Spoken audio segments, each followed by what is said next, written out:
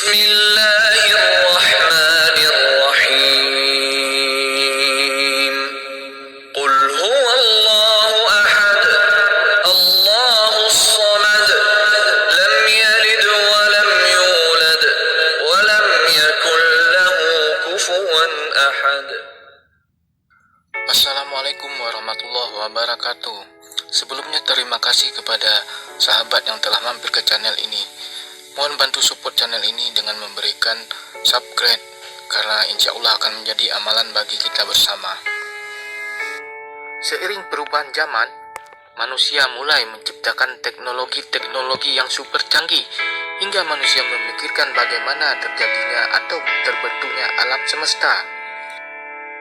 Salah satu teori yang dikenal tentang terciptanya alam semesta adalah teori Big Bang. Teori ini menyatakan bahwa alam semesta ini berasal dari kondisi super padat dan panas yang kemudian meledak dan mengembang sekitar 13.700 juta tahun yang lalu. Big Bang adalah teori yang paling banyak didukung oleh sederetan bukti ilmiah sehingga dapat diterima oleh semua kalangan, baik para ilmuwan maupun orang awam. Uniknya teori ini juga dapat menentukan akhir dari alam semesta.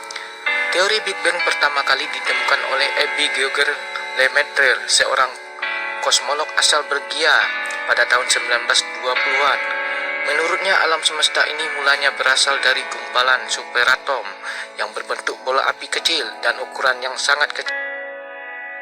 Gumpalan itu semakin lama semakin memadat dan memanas, kemudian meledak dan memuntahkan seluruh isi dari alam semesta.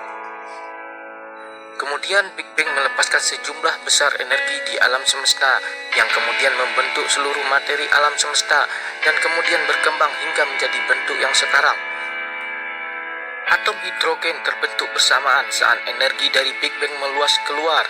Atom hidrogen tersebut terus bertambah banyak dan berkumpul membentuk debu dan awan hidrogen atau biasa disebut nebula. Awan hidrogen tersebut bertambah padat dan makin memanas hingga temperatur jutaan derajat Celcius. Awan hidrogen ini menjadi bahan pembentuk bintang-bintang dan alam semesta. Setelah terbentuk banyak bintang, bintang tersebut berkumpul membentuk kelompok yang kemudian disebut galaksi. Dari galaksi inilah lahirlah miliaran tata surya, salah satunya adalah yang kita tinggali sekarang ini. Teori Big Bang juga menjelaskan bahwa alam semesta memiliki siklus yang berulang. Pada suatu titik, alam semesta akan berhenti mengembang dan malah menyusut. Semua akan ditarik dan menyisakan lubang hitam besar. Inilah yang disebut dengan Big Crunch, yang merupakan kelanjutan dari teori Big Bang.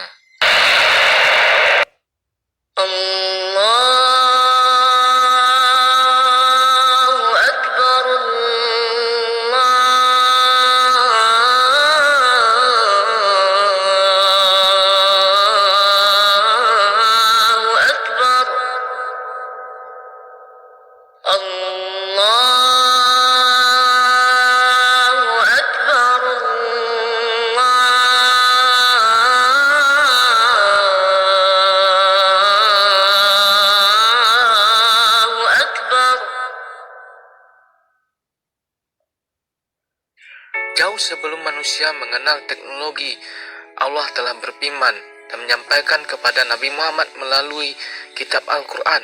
Penciptaan alam semesta dapat dilihat pada surat Al-Anbiya ayat 30.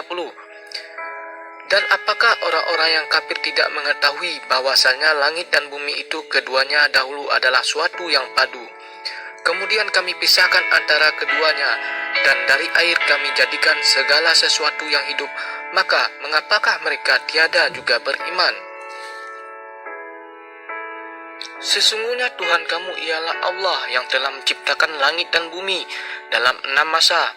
Lalu dia bersemayam di atas arsy. Dia menutupkan malam kepada siang dan yang mengikutinya dengan cepat. Dan diciptakannya pula matahari, bulan dan bintang-bintang, masing-masing tunduk kepada perintahnya.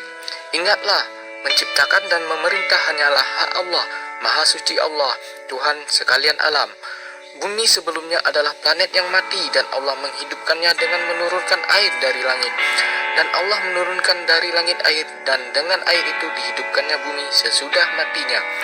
Quran Surat An-Nahl ayat 65.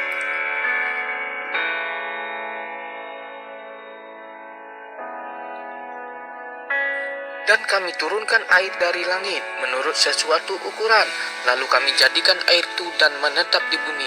Dan sesungguhnya kami benar-benar kuasa menghilangkannya. Quran Surat Al-Mu'minin ayat 18. Dan dari air kami jadikan segala sesuatu yang hidup, maka mengapakah mereka tiada juga beriman? Quran Surat Al-Anbiya ayat 30. Asyhadu an la ilaha illallah.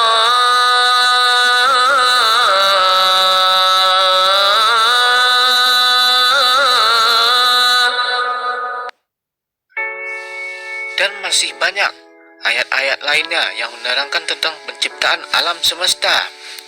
Sungguh beruntung kita sebagai umat Islam.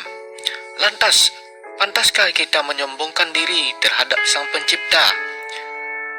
Kita meyakini, tapi kita tidak mentaati. Kita mengimani, tapi kita tidak tunduk atas perintah Allah. Bukankah manusia diciptakan tidak lain dan tidak bukan hanya untuk menyembah Allah, mentaati perintahnya? Lantas, pantaskah kita menyombongkan diri? Wallahu alam bisawab. Maha benar Allah dengan segala firman-Nya. Semoga kita termasuk orang-orang yang diberikan petunjuk. Amin amin ya rabbal alamin.